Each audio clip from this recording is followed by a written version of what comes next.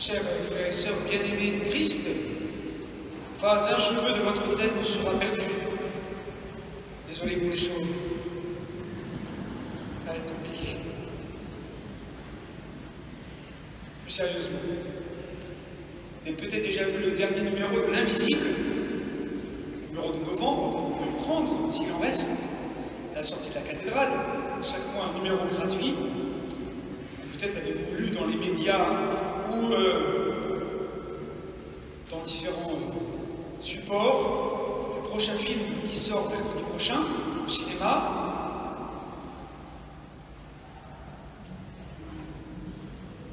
Personne ne regarde la télé. C'est formidable. Il reste un peu de Gad Elmaleh, où il parle de sa conversion au christianisme. Quasiment. Surtout de son amour de la Vierge Marie. Mais jusqu'à proclamer dans le Figaro Magazine, la semaine dernière, vive le catholicisme. C'est courageux et osé en ces temps troublés, n'est-ce pas? Donc merci Gad, ça fait du bien. On va essayer de l'inviter un jour. Ça ramènera du monde. Et d'ailleurs, vous savez, chers amis, il y a plein de belles choses qui font du bien. Il y a plein de merveilles autour de nous qui sont à voir, à contempler, à admirer, mais voilà, le bruit fait trop de bruit. Vous savez que le bruit ne fait pas de bien et que le bien ne fait pas de bruit. Et j'aime le redire et répéter souvent ce proverbe, chinois ou africain, je ne sais plus. L'arbre qui tombe fait plus de bruit qu'une forêt qui pousse. Et pourtant, elle pousse, la forêt. Et c'est ça le plus beau. C'est en silence, c'est discret, c'est caché. Et on n'y fait pas attention. Et tout le monde se focalise sur l'arbre qui tombe, amplifié 1000 fois par les médias, et tout semble parfois nous écraser et nous abattre. Alors faisons un effort, chers amis, pour voir le plus important et s'émerveiller et s'émerveiller. Et déjà vous, les enfants, vos visages, vos sourires, vos bâillements, sur votre chemin spirituel avec Jésus, c'est beau. Merci Seigneur de vous voir présent. Il faut le voir, il faut le dire, il faut se réjouir, chers amis. Et voyons tout cela en 3 temps, toujours. Persévérance, confiance, silence. Persévérance. Jésus nous le dit, et c'est la phrase qu'il faudra retenir. C'est par votre persévérance que vous garderez votre vie. C'est par votre persévérance que vous garderez votre vie. Si on veut être vivant, il faut persévérer. Et aujourd'hui, plus que jamais, il faut persévérer, tenir bon, durer et être fidèle au Christ, sans rien lâcher. C'est un combat. Et dans la vie, vous savez, tout ce qui porte du fruit demande un travail, un effort, un combat.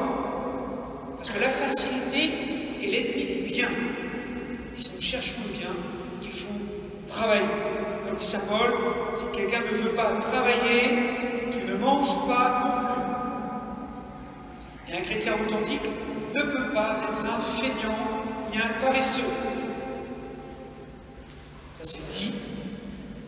Parce que suivre le Christ nécessite un effort, un travail, un exercice quotidien de charité. Et les parents qui sont venus ce matin, dès 9h15, pour accompagner leurs enfants et se former sur la messe, ça leur a coûté. Certes, il y avait un café et une brioche, mais quand même, dimanche matin, ça leur a coûté. Et bien merci de cet effort, il sera récompensé un jour. Parce que oui, chers amis, il y a un combat à mener contre le mal. Alors oui, la miséricorde et le pardon ne suppriment pas la justice, le jugement. Et tout cela a été un peu trop vite balayé et oublié dans un passé éloigné de ça. Dans une forme de fausse naïveté qui se révèle aujourd'hui un peu destructrice. Voyons les choses en face. Parce que vous savez, la meilleure tactique du diable, c'est de se faire oublier, de faire croire qu'il n'existe pas. de faire croire que le péché n'existe pas, que l'enfer n'existe pas, que le jugement n'existe pas, etc. Et ensuite, ça va très vite, pour tomber dans un laxisme, une anarchie déviante, où on en oublie qu'il y a un combat, qu'il faut lutter, qu'il faut persévérer pour vivre de la vie de Dieu. Oui, chers amis, tenons-nous, persévérons, luttons dans la prière, dans l'adoration, pour se centrer sur le Christ, l'unique Sauveur qui pardonne les péchés, qui est le seul vainqueur du mal. Jésus, qui est juste, juge et miséricordieux. Nous devons donc avoir foi en lui et persévérer pour avoir confiance en lui. La confiance. Ne soyez pas terrifiés, nous dit Jésus. Ne vous préoccupez pas de votre défense, parce que le Seigneur est là, au milieu de nous. Tout ce qui est le plus important et le plus grand, en vérité, se vit dans le silence de manière discrète et cachée. C'est encore plus le cas pour Dieu et l'œuvre de son Esprit Saint. Dieu se donne à voir réellement si nous avons la foi, si nous avons vraiment confiance en lui, les enfants et les grands-enfants. Tout à l'heure, là, sur l'autel, par la prière du prêtre et de toute l'Église, la prière de vous tous ici rassemblés, l'Esprit Saint va venir et va transformer le pain et le vin en corps et en sang de Jésus. Vous le verrez si vous croyez vraiment que Dieu est là, qu'il agit, qu'il transforme tout dans son amour, et nous avec lui. Vous savez, la foi eucharistique n'est pas quelque chose de facile.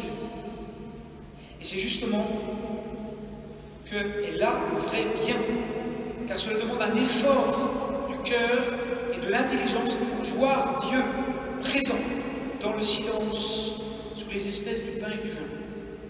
Et si nous aimons Dieu, si nous nous laissons aimer par Dieu, nous pourrons le voir présent. Vraiment. Il suffit de lui faire confiance, d'avoir foi en lui. Et pour ça, les enfants, il faut du silence. Sainte Mère Teresa de Calcutta, copine à moi, elle disait « Le silence du cœur est nécessaire afin d'entendre Dieu partout. » Il ne faut pas avoir peur du silence. C'est le lieu où Dieu me parle au cœur. Il ne faut pas avoir peur de la solitude. Beaucoup subissent la solitude. Alors ils laissent la télé allumée. Ça. On laisse la télé allumée, ça fait une présence. N'est-ce pas? Beaucoup se connaîtront. Ça fait une présence. Tu parles. C'est du bruit et des bêtises, surtout. Alors, en fait, on a le choix. Soit on subit la solitude et le silence, et ça nous pèse, ça nous écrase, et on va fuir dans le bruit, l'agitation. Soit on choisit la solitude et le silence, parce que ça fait partie de notre vie, de notre cœur. On ne peut pas faire ça. Et alors on a fait une expérience pour voir Dieu présent. Pour Dieu qui nous parle, le seul qui peut nous combler. Parce que notre cœur est fait pour Dieu. Notre cœur est fait pour Dieu, pour lui. Alors on va faire un exercice avec tout le monde. Petit exercice. On va pas s'endormir. On va faire 1 minute de silence. Non pas pour rendre hommage à qui que ce soit. On va prendre un petit temps de silence, un vrai temps de silence, pour taire le bruit extérieur et intérieur, toutes les pensées parasites qui fatiguent et qui épuisent. On va écouter le silence, on va faire silence, on va faire attention au silence. Ça repose l'esprit et le cœur. Et ça dispose à écouter Dieu qui parle et qui vient, pour se préparer à l'accueillir. Alors on va bien s'asseoir. On va fermer ses yeux et on va faire un grand silence. Un grand silence pour écouter le silence et se préparer à accueillir Dieu.